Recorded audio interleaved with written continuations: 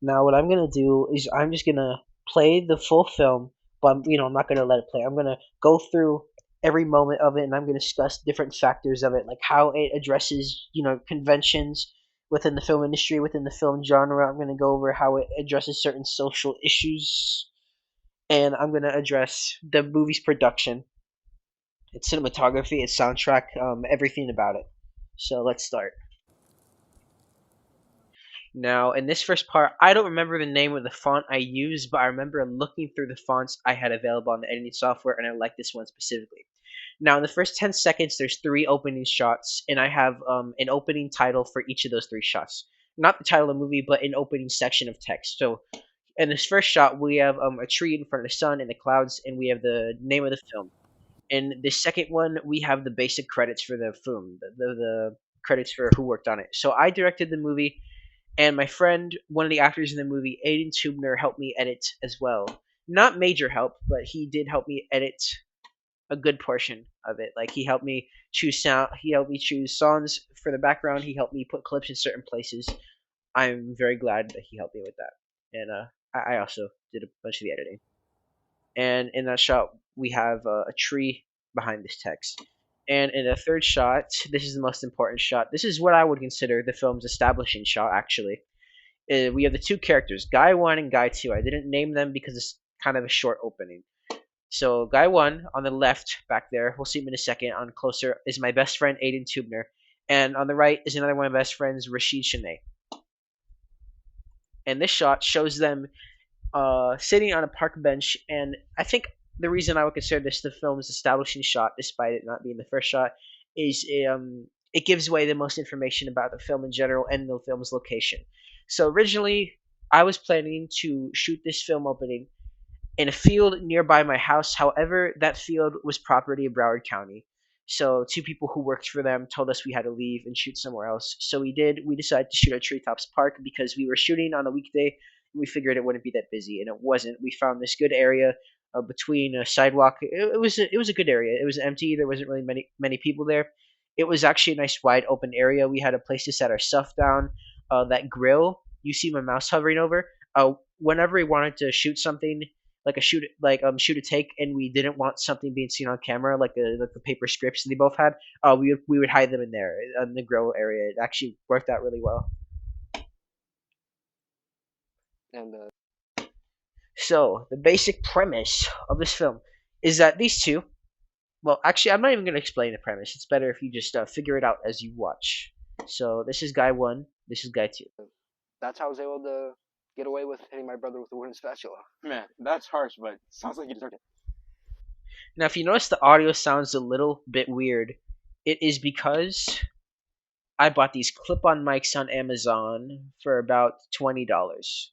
I'm just trying to find a shot where you can see it. Now, if you look closely right here, yes, that's is right above the C on the champion. I bought two of these clip-on mics on Amazon for about $20.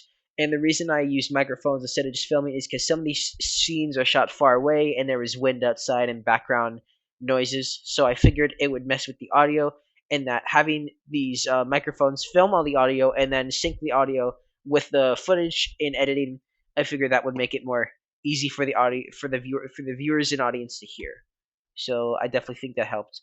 So I'm gonna go back to where we were and continue from there. Sounds like you deserved it.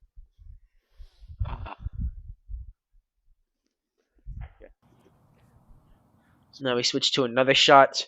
We get a better view of the area, and we get to see the two main characters sitting on the bench.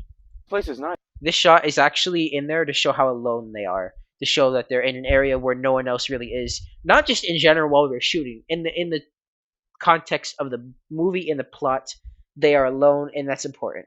They'll mention it in a second in the dialogue. Nice, huh? Yeah, it's quite beautiful, when we're actually alone with it. Nature, it's quite easy to see its beauty. You're right. There's so much in nature we take for granted. Maybe we should come out and be alone with nature more often. Like how we are right now. Sure, yeah, like right now.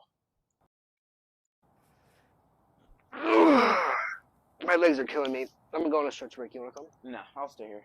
All right. So a basic aspect of production, a major aspect in movies during production design is costume design. Now, for Aiden, guy one, the aggressor in my film opening, we had Aiden wear a black jacket and a beanie. The black jacket was kind of just general, but the main aspect of the outfit that made it kind of menacing was the beanie. Because we figured that since this character was supposed to be intimidating and someone that makes you nervous, the beanie makes him less trustworthy and someone you would be suspicious of. Right now. Sure, yeah, like And we had Rashid Guy 2 wear a basic shirt because later on in the movie we used fake blood and it gets on the shirt and we didn't want to, have him ruin a nice shirt for no reason. So we had him wear an older shirt. right now.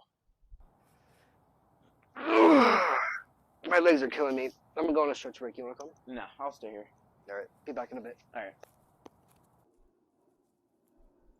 Now, if you look closely at his pocket, there is a knife hanging out, though, the prop knife I mentioned earlier. And that's not a blooper or anything. It's on purpose. It's addressed in the film right here. So you see him stretching. You see him stretching here. You see Rashid look on because he notices the knife in his back pocket, and he goes and walks back over. Then he confronts him about what's in his pocket. That's nice. Just curious, what's in your back pocket? Now this is the first of 3 tracks we used for the movie soundtrack. Now if you listen closely, it is sort of a background, like a lull, like an ambient noise. Not an ambient noise, but just some suspenseful music in the background, some dun, but not like too intense or anything because we're not there yet. This is just slowly start to be. This is where we slowly start building tension. Now, but honestly, the whole point of this film, a lot of the features in it, is to slowly build tension.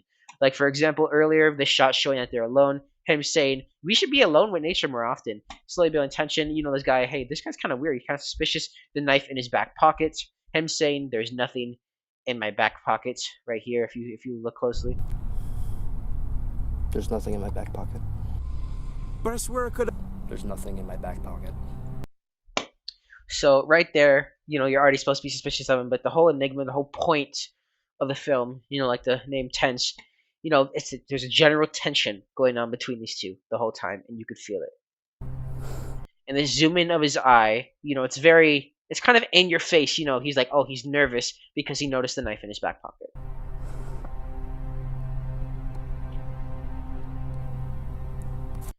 And you could see now he reaches for something, and the other guy's very nervous because of what he just saw in his back pocket. What are you doing? What's wrong? Where's your hand going? I'm just getting a drink of my water. Now he has an excuse. He has a bottle of water on the ground that he can reach for. However, as you will see later, he's lying. What's wrong? Where's your hand going? I'm just getting a drink of my water. I'm thirsty and it's pretty warm outside, so I hope that's okay. Yeah, cool. Go ahead. Now this is the climax of the film, so I'm just gonna let it play out.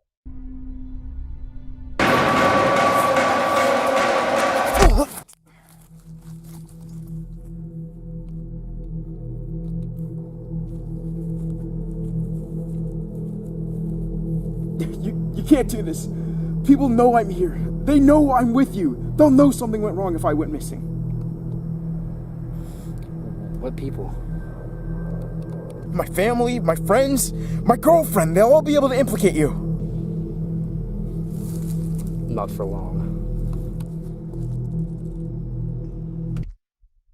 Okay, so that was my film opening. Now, I let the last 40 seconds play out because I didn't want to interrupt them, because I figured if I did, it would make it less effective. So, let's go back and go over it.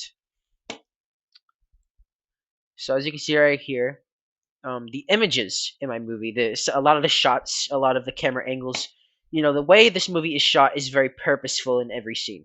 This low angle shot, making it seem as if he's in power, like, oh, that guy's kind of we had this angle shot this way on purpose to get because his face looked good at the angle on the camera as well, but also to make you suspicious of him, that he has power over Rashid, because if you look closely, he's lower in this angle. This is a high angle shot, this is a low angle shot to show you that he's currently has some sort of dominance over him, and he is nervous by him.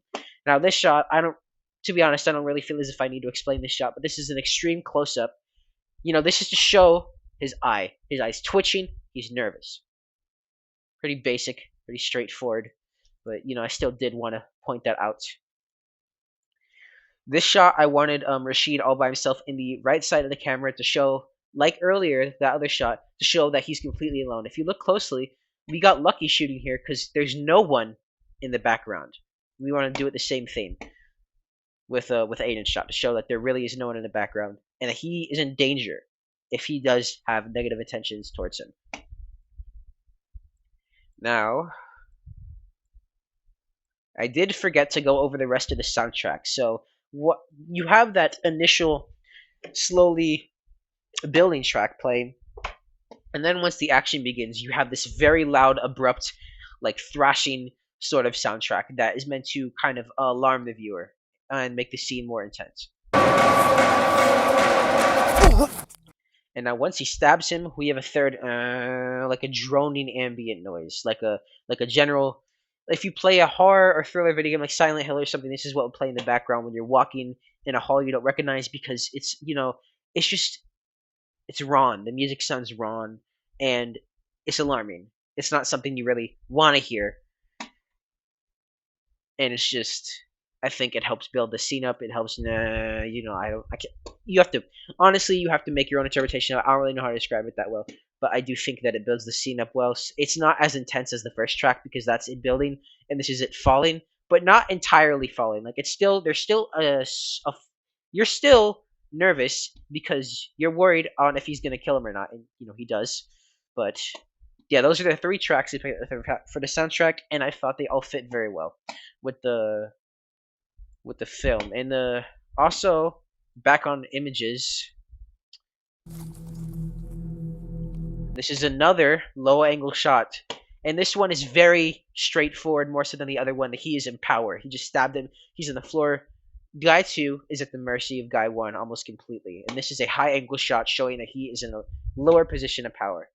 Also, we use some fake blood for this part. Not that much, but as you can see, there's some on his hand, and there's some on his shirt. And unfortunately, you can't really see it here, but there is a little bit on the knife, but because of the lighting, you can't see it that well. Also, this is my favorite shot of the film because I just love how his hand looks against the backdrop of the blue sky and the trees. I think it's a very powerful closing shot to end the opening on.